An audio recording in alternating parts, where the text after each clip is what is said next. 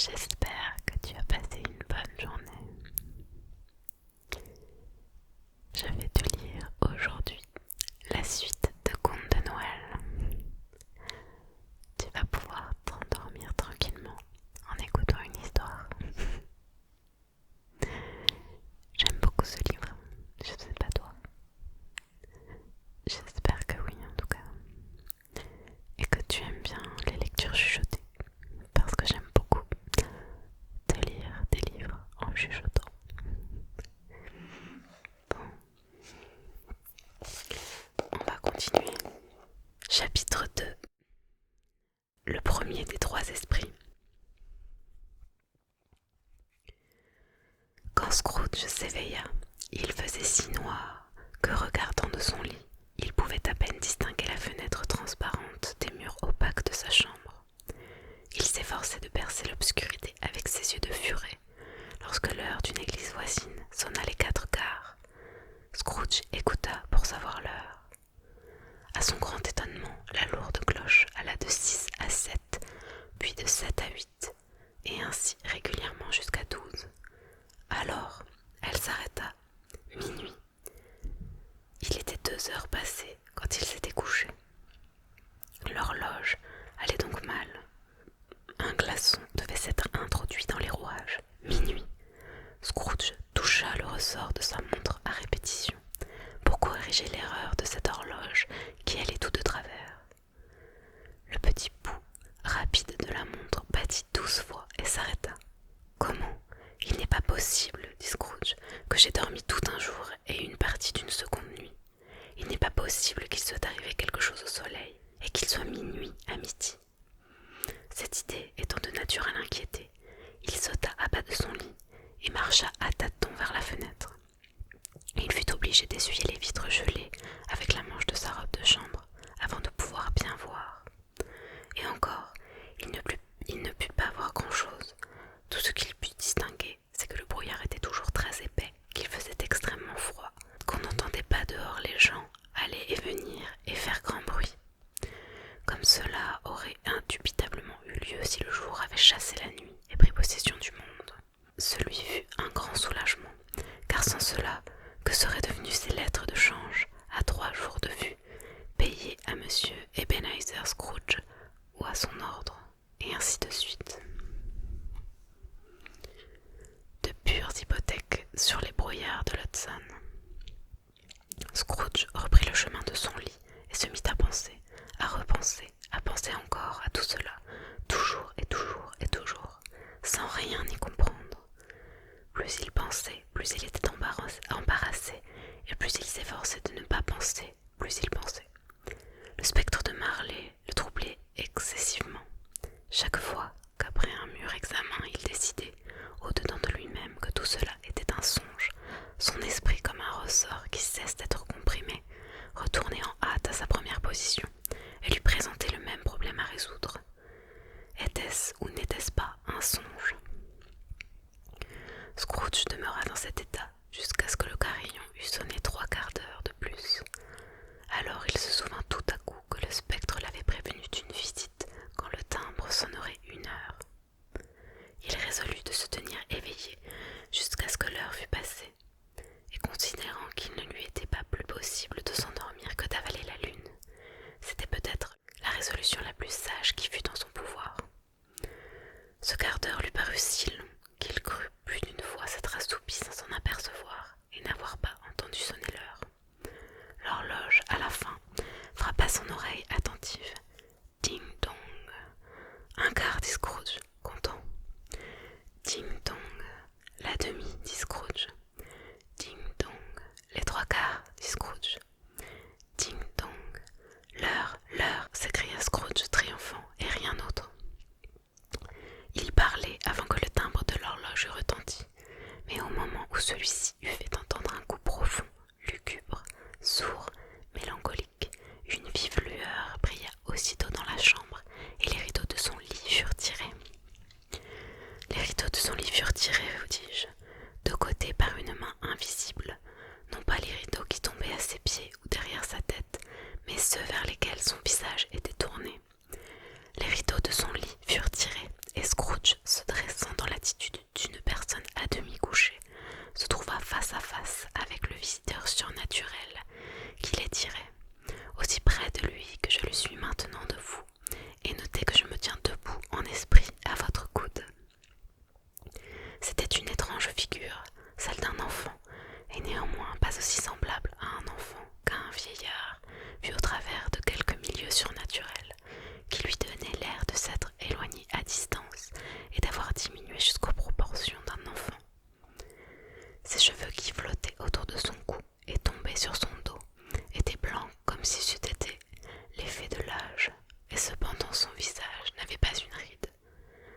chapeau brillait de l'incarnat le plus délicat. Les bras étaient très longs et musculeux, les mains de même, comme s'il eût possédé une force peu commune. Ses jambes et ses pieds, très délicatement formés, étaient nus comme les membres supérieurs. Il portait une tunique du blanc le plus pur, et autour de sa taille était serrée une ceinture lumineuse qui brillait d'un vif éclat. Il tenait à la main une branche verte de houx fraîchement coupée, et par un singulier contraste avec ses emblèmes de l'hiver, il avait ses vêtements garnis des fleurs de l'été. Mais la chose la plus étrange qui fut en lui, c'est que du sommet de sa tête jaillissait un brillant jet de lumière, à l'aide duquel toutes ces choses étaient visibles, et d'où venait sans doute que dans ces moments de tristesse, il se servait en guise de chapeau d'un grand éteignoir qu'il tenait présentement sous son bras. Ce n'était point là, cependant, en regardant de plus près, son attribut le plus étrange aux yeux de Scrooge, car comme sa ceinture brillait et reluisait tantôt sur un point, tantôt sur un autre, ce qui était clair un moment devenait obscur l'instant d'après. L'ensemble de sa personne subissait aussi ces fluctuations et se montrait en conséquence sous des aspects divers. Tantôt c'était un être avec un seul bras, une seule jambe, ou bien 20 jambes, tantôt 2 jambes sans tête, tantôt une tête sans corps. Les membres qui disparaissaient à la vue ne laissaient pas apercevoir un seul contour dans l'obscurité épaisse au milieu de laquelle il s'évanouissait. Puis, par un prodige singulier, il redevenait lui-même aussi distinct et aussi visible que jamais. « Monsieur, demanda Scrooge, êtes-vous l'esprit dont la venue m'a été prédite ?»« Je le suis. » La voix était douce et agréable, singulièrement basse, comme si, au lieu d'être si près de lui, il se fût trouvé dans l'éloignement. « Qui êtes-vous donc ?» demanda Scrooge. « Je suis l'esprit de Noël passé. »« Passé depuis longtemps ?» demanda Scrooge, remarquant la stature du nain. « Non, votre dernier Noël. » Peut-être Scrooge n'aurait pu dire pourquoi, si on le lui avait demandé, mais il éprouvait un désir tout particulier de voir l'esprit coiffé de son chapeau, et il le pria de se couvrir. « Eh quoi ?» s'écria le spectre, « voudriez-vous sitôt éteindre avec des mains mondaines la lumière que je donne? N'est-ce pas assez que vous soyez un de ceux dont la passion égoïste m'ont fait ce chapeau et me force à le porter à travers les siècles enfoncés sur mon front ?» Scrooge nia respectueusement qu'il eut l'intention de l'offenser et protesta qu'à aucune époque de sa vie il n'avait volontairement coiffé l'esprit. Puis il osa lui demander quelle besogne l'amenait. « Votre bonheur, » dit le fantôme. Scrooge se déclara fort reconnaissant, mais il ne put s'empêcher de penser qu'une nuit de repos non interrompue aurait contribué davantage à atteindre ce but.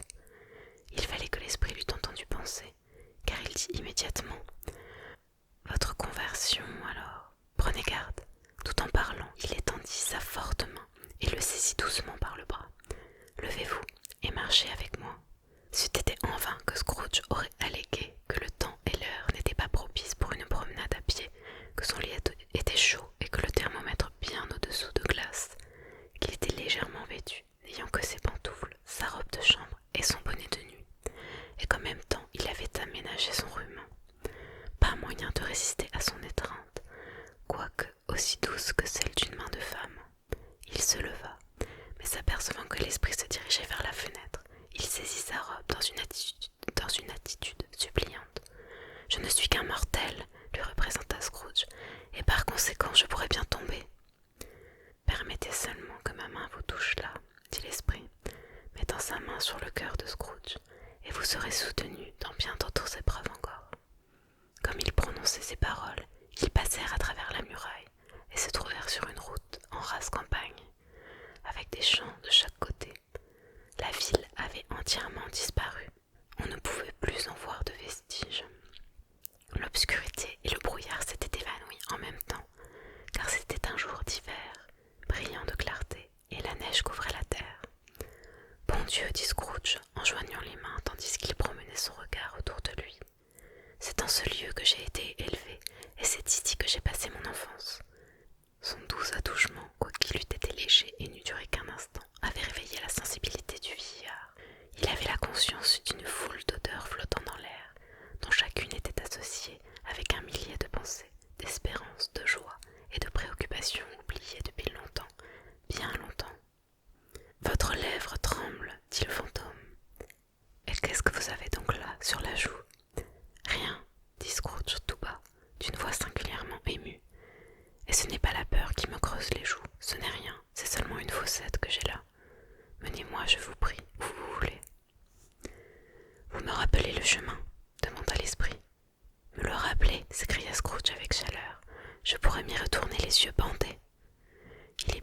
étrange alors que vous l'ayez oublié depuis tant d'années, observa le fantôme. Avançons. Ils marchèrent le long de la route. Scrooge reconnaissait chaque porte, chaque poteau, chaque arbre, jusqu'au moment où un petit bourg apparut dans le lointain, avec son pont, son église et sa rivière au cours sinueux.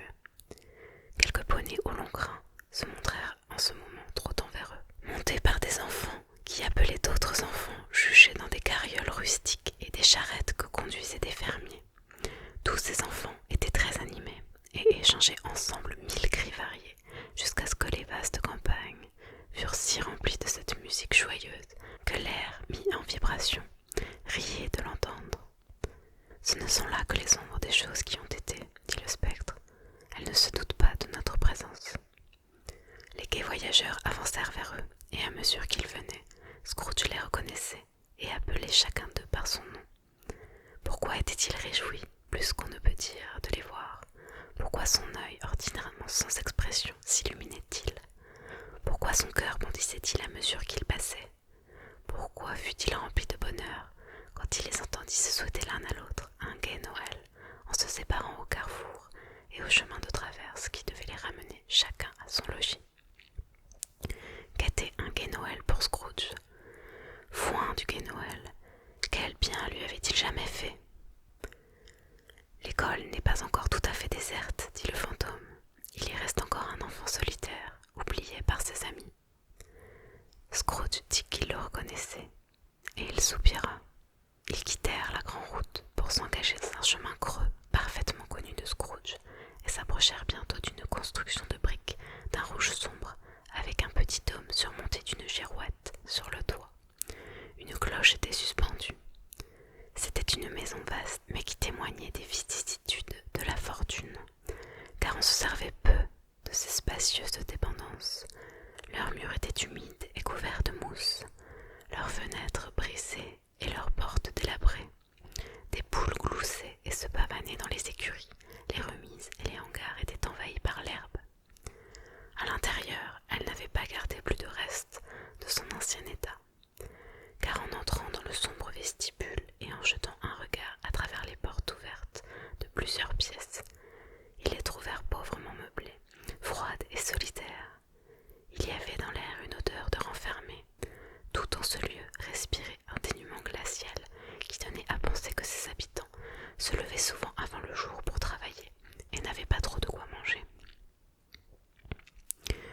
Ils allèrent, l'esprit et Scrooge, à travers le vestibule à une porte située sur le derrière de la maison.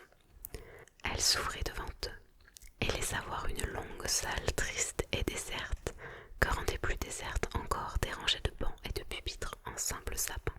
À l'un de ces pupitres, près d'un faible feu, lisait un enfant, demeuré tout seul. Scrooge s'assit sur un banc et pleura en se reconnaissant lui-même, oublié, délaissé comme il avait coutume de l'être alors.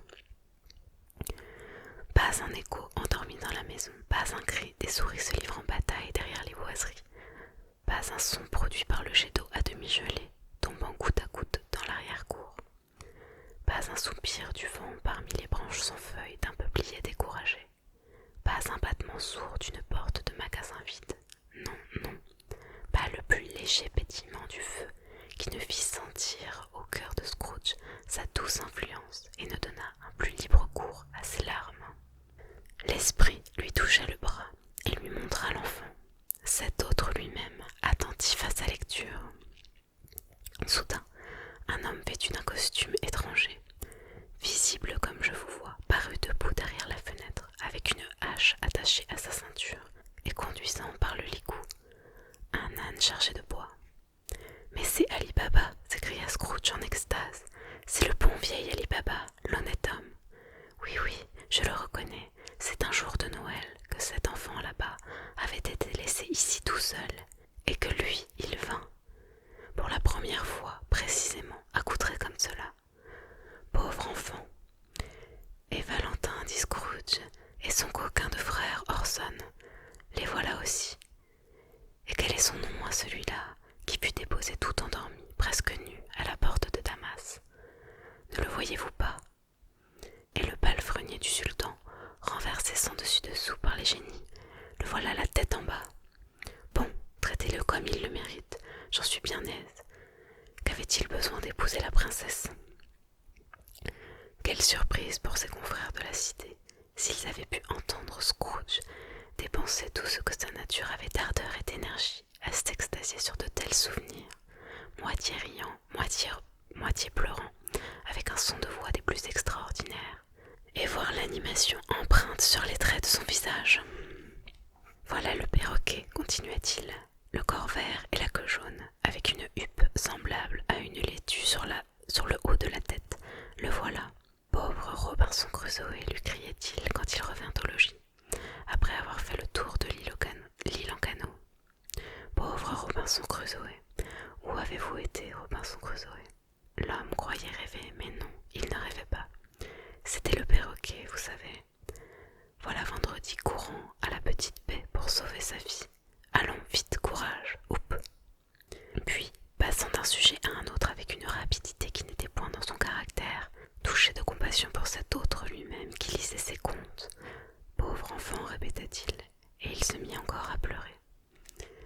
Je voudrais, murmura Scrooge, en mettant la main dans sa poche et en regardant autour de lui, après s'être essuyé les yeux avec sa manche.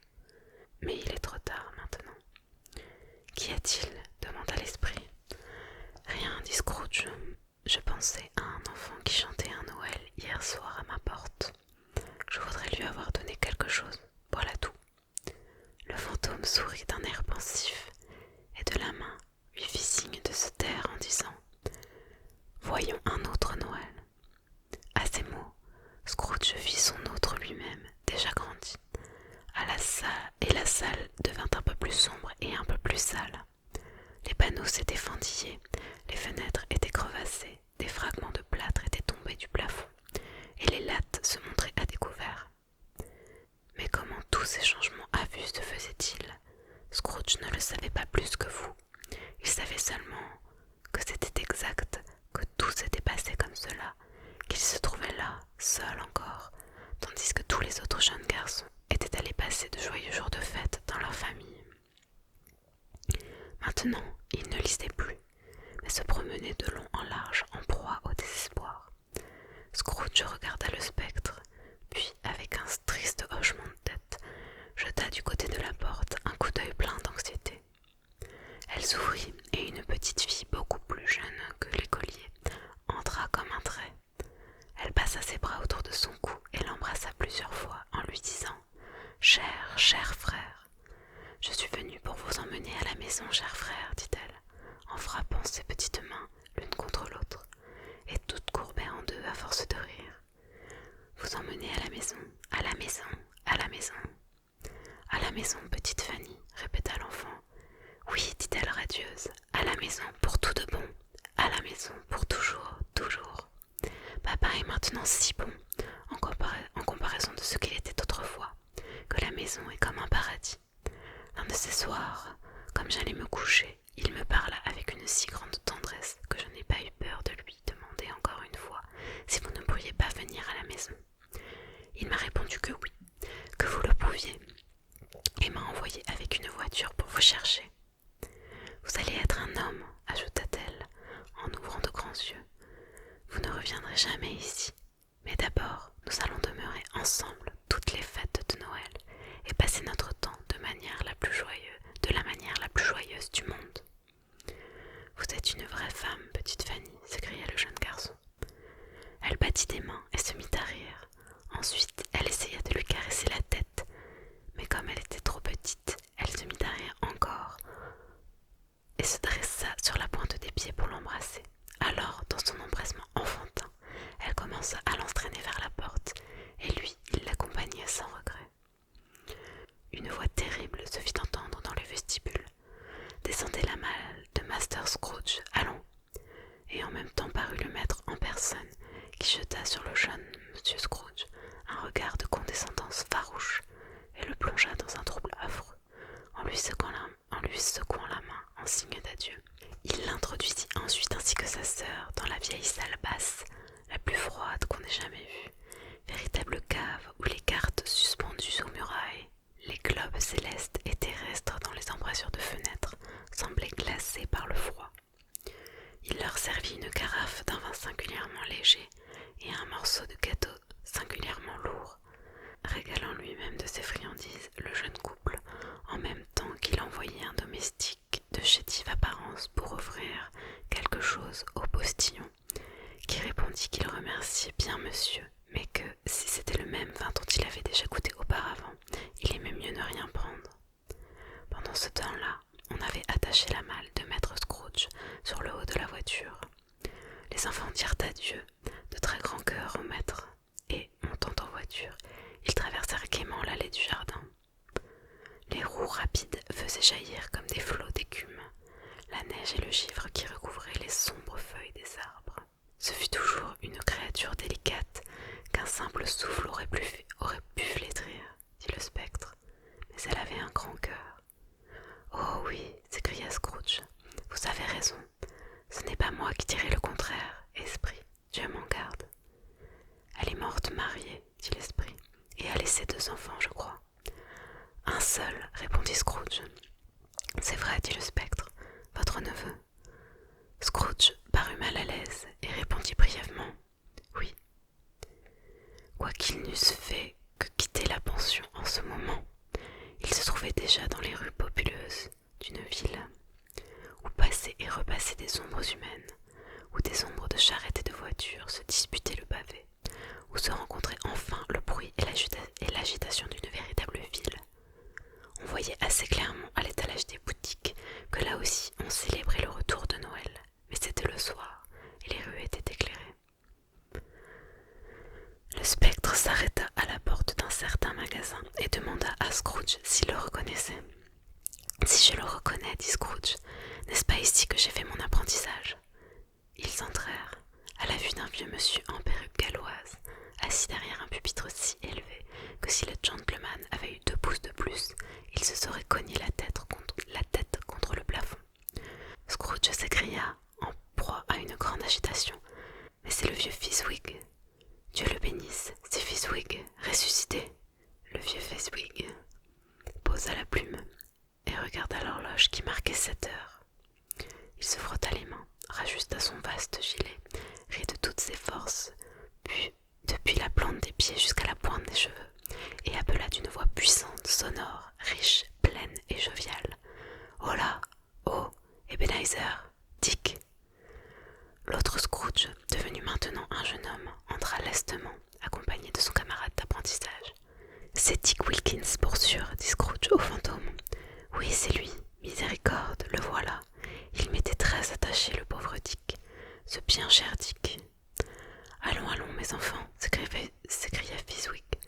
On ne travaille plus ce soir. C'est la veille de Noël, Dick. C'est Noël, Ebenezer. Vite, mettons les volets, cria le vieux Fezziwig, en faisant gaiement claquer ses mains. Allons, tôt. Comment? Ce n'est pas encore fait.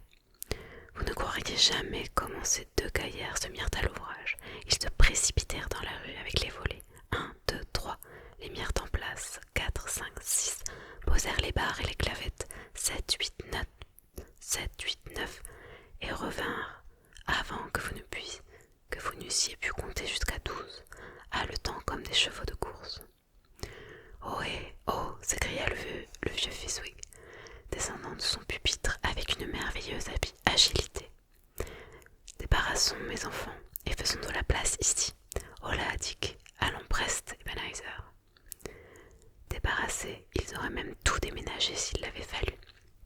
Sous les yeux du vieux Fezziwig, ce fut fait en 1 minute. Tout ce qui était transportable fut enlevé, comme pour disparaître à tout jamais de la vie publique. Le plancher balayé et arrosé, les lampes apprêtées, un tas de charbon jeté sur le feu, et le magasin devint une salle de bal aussi commode, aussi chaude, aussi sèche, aussi brillante qu'on pouvait le désirer pour une soirée d'hiver. Vint alors un ménétrier avec son livre de musique. Il monta au haut du grand pupitre, en fit un orchestre et fit des accords réjouissants comme la colique. Puis entra Madame Fezziwig, un vaste sourire en personne. Puis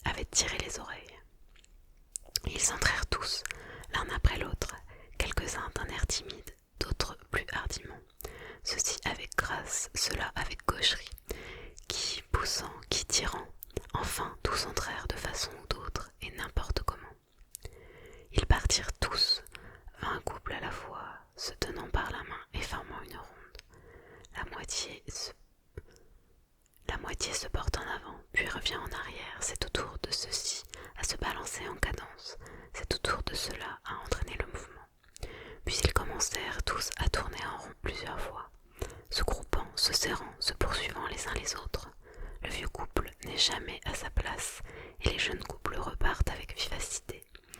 Quand ils l'ont mis dans l'embarras, puis enfin, la chaîne est rompue et les danseurs se trouvent sans vis-à-vis. Après ce beau résultat, le vieux Fezziwig frappa des mains pour suspendre la danse, s'écria « C'est bien !» et le ménétrier plongea son visage échauffé dans un pot de porter, spécialement préparé à cette intention. Mais lorsqu'il reparut, dédaignant le repos, il recommença de plus belle, quoiqu'il n'y eût pas encore de danseurs, comme si l'autre ménétrier avait été reporté chez lui. Épuisé sur un volet de fenêtre et que ce fût un nouveau musicien qui fût venu le remplacer, résolu à vaincre ou à périr. Il y eut des danses et le jeu des gages touchés, puis encore des danses, un gâteau, du négus, une énorme pièce de rôti froid, une autre de bouilli froid, des pâtés au hachis et de la bière en abondance. Mais le grand effet de la soirée, ce fut après le rôti et le bouilli, quand le ménétrier, une fois madois, remarquez bien, un diable d'homme qui connaissait bien son affaire, ce n'est ni vous ni moi qui aurions pu lui en remontrer, commença à jouer Sir Robert de Coverley. Alors s'avança le vieux Fezziwig pour danser avec Madame Fezziwig. Ils se placèrent en tête de la danse, en voilà de la besogne, 23 ou 24 couples à conduire, et des gens avec lesquels il n'y avait pas à badiner, des gens qui voulaient danser et ne savaient pas ce que c'était que d'aller le pas. Mais quand ils auraient bien été 2 ou 3 fois aussi nombreux, 4 fois même, le vieux Fezziwig aurait été capable de leur tenir tête, Madame Fezziwig pareillement. Quant à elle, c'était sa digne compagne, dans toute l'étendue du mot. Si ce n'est pas là un assez bel éloge, qu'on m'en fournisse un autre, et j'en ferai mon profit. Les mollets de Fezziwig étaient positivement comme 2 astres. C'étaient des lunes qui se multipliaient dans toutes les évolutions de la danse. Ils paraissaient, disparaissaient, reparaissaient de plus belle. Et quand le vieux Fezziwig et Madame Fezziwig eurent exécuté toute la danse, avancez et reculez, tenez votre danseur par la main, balancez, saluez, le tire-bouchon, enfilez l'aiguille et reprenez vos places. Fezziwig faisait des entrechats si lestement qu'il semblait jouer du flageolet avec ses jambes, et retombait ensuite en place sur ses pieds, droit comme un i. Quand l'horloge sonna 11 heures, ce bal domestique prit fin. Monsieur et Madame Fezziwig allèrent se placer de chaque côté de la porte et secouant amicalement les mains à chaque personne individuellement, lui aux hommes, elle aux femmes, à mesure que l'on sortait, ils leur souhaitèrent à tous un joyeux Noël. Lorsqu'il ne resta plus que les 2 apprentis, ils leur firent les mêmes adieux, puis les voix joyeuses se turent, et les jeunes gens regagnèrent leur lit, placés sous un comptoir de l'arrière-boutique. Pendant tout ce temps, Scrooge s'était agité comme un homme qui aurait perdu l'esprit. Son cœur et son âme avaient pris part à cette scène. Avec son autre lui-même, il reconnaissait tout, se rappelait tout, jouissait de tout et éprouvait la plus étrange agitation. Ce ne fut plus que quand ses brillants visages de son autre lui-même et le Dick eurent disparu à leurs yeux, qu'il se souvint du fantôme et s'aperçut que ce dernier le considérait très attentivement, tandis que la lumière dans la tête était surmontée, brillait d'une clarté de plus en plus vive. Il faut bien peu de choses, dit le fantôme, pour inspirer à ces sottes gens tant de reconnaissance. Peu de choses, répéta Scrooge. L'esprit lui fit signe d'écouter les 2 apprentis qui répandaient leur cœur en louange sur Fezziwig, puis ajouta, lorsqu'il eut obéi, « Eh quoi? Voilà-t-il pas grand-chose? Il a dépensé quelques livres sterling de votre argent mortel, 3 ou 4 peut-être. Cela vaut-il la peine de lui donner tant d'éloges? » Ce n'est pas cela, dit Scrooge, excité par cette remarque, et parlant sans s'en douter, comme son autre lui-même, et non pas comme le Scrooge d'aujourd'hui. Ce n'est pas cela, esprit. Fezziwig a le pouvoir de nous rendre heureux ou malheureux, de faire que notre service devienne léger ou pesant, un plaisir ou une peine, que ce pouvoir consiste en paroles et en regards, en choses si insignifiantes, si fugitives qu'il est impossible de les additionner et de les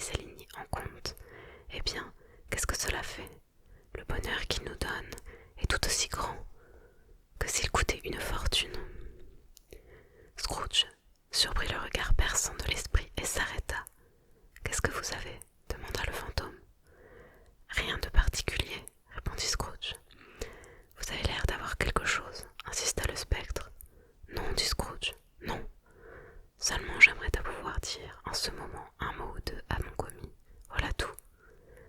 Son autre lui-même éteignit les lampes au moment où il exprimait ce désir, et Scrooge et le fantôme se trouvèrent de nouveau côte à côte, en plein air. Mon temps s'écoule, observa l'esprit. Vite.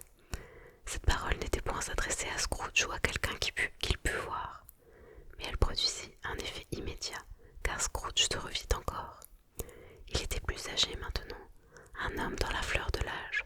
Son visage n'avait point les traits durs et sévères de sa maturité, mais il avait commencé à porter les marques de l'inquiétude et de l'avarice.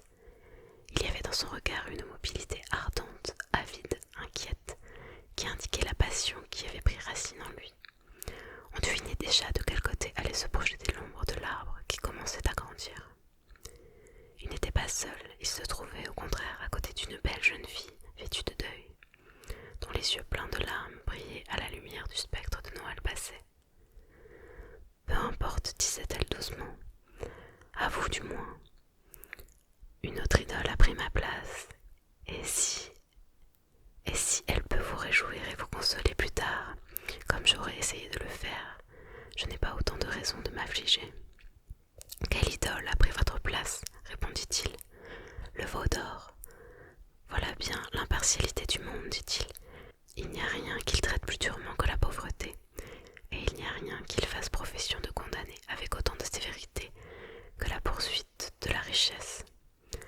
Vous craignez trop l'opinion du monde, répliquait la jeune fille avec douceur. Vous avez sacrifié toutes vos espérances à celle d'échapper un jour à son mépris sordide. J'ai vu vos plus nobles aspirations disparaître une à une jusqu'à ce que la passion dominante, le lucre, vous ait absorbé. N'ai-je pas raison? Eh bien, quoi? Reprit-il, lors même que je serai devenu plus raisonnable en vieillissant. Après, je ne suis pas changé à votre égard. Elle secoua la tête. Suis-je changé? Notre engagement est bien ancien. Nous l'avons pris ensemble quand nous étions tous les deux pauvres et contents de notre état, en attendant le jour où nous pourrions améliorer notre fortune en ce monde par notre patiente industrie. Vous avez bien changé. Quand cet engagement fut pris, vous étiez un autre homme. J'étais un enfant, dit-il avec impatience. Votre propre conscience vous dit que vous n'étiez point alors ce que vous êtes aujourd'hui, répliqua-t-elle. Pour moi, je suis la même. Ce qui pouvait nous promettre le bonheur quand nous n'avions qu'un cœur n'est plus qu'une source de peine depuis que nous en avons deux. Combien de fois et avec quelle amertume j'y ai pensé. Je ne veux pas vous le dire. Il suffit que j'y ai pensé et que je puisse à présent vous rendre votre parole. Ai-je jamais cherché à la reprendre? De bouche, non, jamais. Comment alors? En changeant du tout au tout. Votre humeur n'est plus la même, ni l'atmosphère au milieu de laquelle vous vivez, ni l'espérance qui était le but principal de votre vie. Si cet engagement n'eût jamais existé entre nous, dit la jeune fille, le regardant avec douceur, mais avec fermeté, dites-le-moi, rechercheriez-vous ma main aujourd'hui? Oh non. Il parut prêt à céder en dépit de lui-même à cette supposition trop vraisemblable. Cependant, il ne se rendit pas encore. Vous ne le pensez pas, dit-il. Je serais bien heureuse de penser autrement si je le pouvais, répondit-elle. Dieu le sait. Pour que je me sois rendue moi-même à une vérité si pénible, il faut bien qu'elle ait une force irrésistible. Mais si vous étiez libre aujourd'hui ou demain, comme hier, puis-je croire que vous choisiriez pour femme une fille sans dot, vous qui, dans vos plus intimes confidences, alors que vous lui ouvriez votre cœur avec le plus d'abandon, ne cessiez de peser toutes choses dans les balances de l'intérêt et de tout estimer par le profit que vous pouviez en retirer. Ou si venons à oublier un instant à cause d'elle les principes qui font votre seule règle de conduite, vous vous arrêtiez à ce choix. Ne sais-je donc pas que vous ne tarderiez point à le regretter et à vous en repentir? J'en suis convaincue, c'est pourquoi je vous rends votre liberté de grand cœur à cause même de l'amour que je vous portais autrefois, quand vous étiez si différente de ce que vous êtes aujourd'hui. Il allait parler, mais elle continua en détournant les yeux. Peut-être, mais non, disons plutôt, sans aucun doute, la mémoire du passé m'autorise à l'espérer. Vous ouvrirez de ce parti, mais encore un peu, bien peu de temps, et vous bannirez avec empressement ce souvenir importun comme un rêve inutile et fâcheux dont vous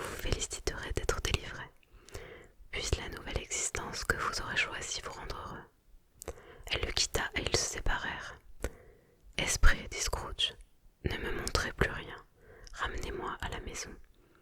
Pourquoi vous plaisez-vous à me tourmenter ? Encore une ombre, criait le spectre. Non, plus d'autres, dit Scrooge. Je n'en veux pas voir davantage, ne me montrez plus rien.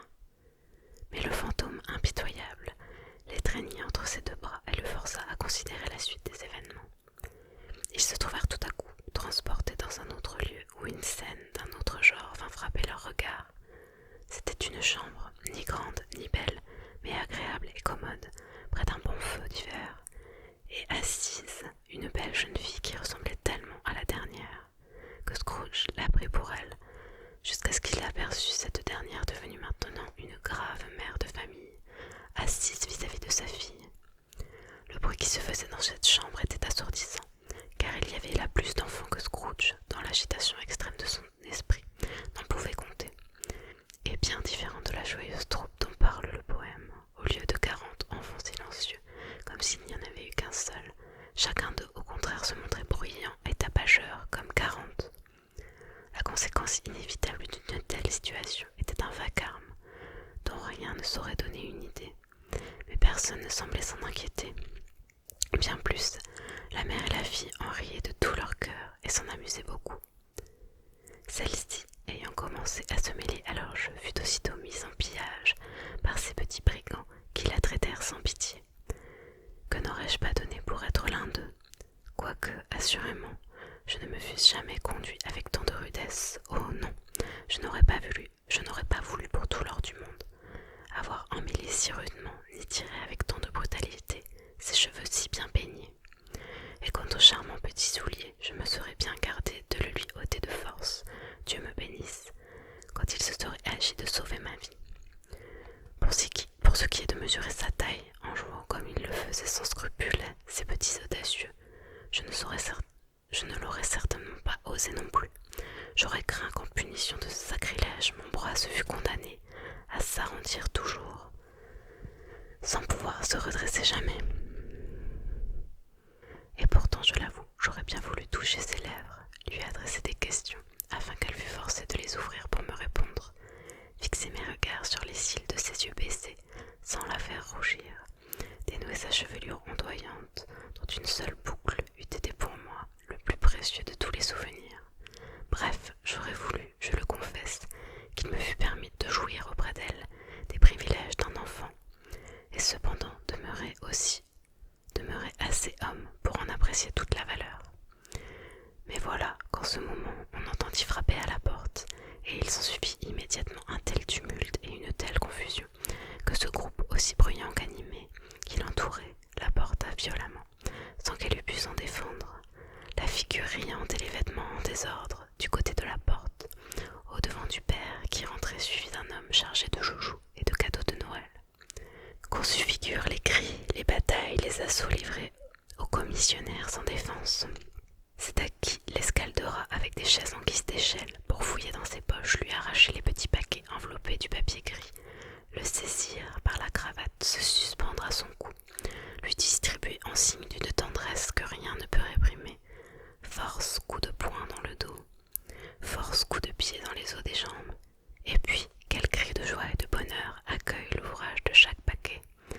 Quel effet produit la fâcheuse nouvelle que le marmot a été pris sur le fait, mettant dans sa bouche une poêle à frire du petit ménage, et qu'il est plus que suspecté d'avoir avalé un dindon en sucre, collé sur un plat de bois. Quel immense soulagement de reconnaître que c'est une fausse alarme. Leur joie, leur reconnaissance, leur enthousiasme, tout cela ne saurait se décrire. Enfin, l'heure étant arrivée, peu à peu, les enfants, avec leurs émotions, sortent du salon l'un après l'autre, montent les escaliers 4 à 4 jusqu'à leur chambre située au dernier étage, et ils se couchent et le calme renaît. Alors Scrooge redoubla d'attention quand le maître du logis, sur lequel s'appuyait tendrement sa fille, s'assit entre elle et sa mère au coin du feu, et quand il revint à penser qu'une autre créature semblable, tout aussi gracieuse, tout aussi belle, aurait pu l'appeler son père et faire un printemps du triste hiver de sa vie, ses yeux se remplirent de larmes. « Bella, dit le mari, se tournant vers sa femme avec un sourire, j'ai vu ce soir un de vos anciens amis. Qui donc ? Devinez. Comment le puis-je ? Mais j'y suis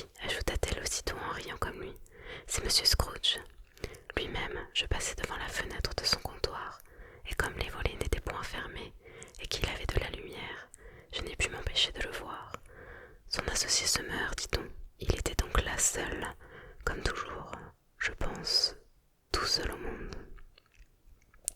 Esprit, dit Scrooge d'une voix saccadée, éloignez-moi d'ici. Je vous ai prévenu, répondit le fantôme, que je vous montrerai les ombres de ce qui a été. Ne vous en prenez pas à moi si elles sont ce qu'elles sont, et non autre chose. Emmenez-moi, s'écria Scrooge, je ne puis supporter davantage ce spectacle. Il se tourna vers l'esprit, et voyant qu'il le regardait avec un visage dans lequel, par une singularité étrange, se retrouvaient des traits épars de tous les visages qu'il lui avait montrés, il se jeta sur lui.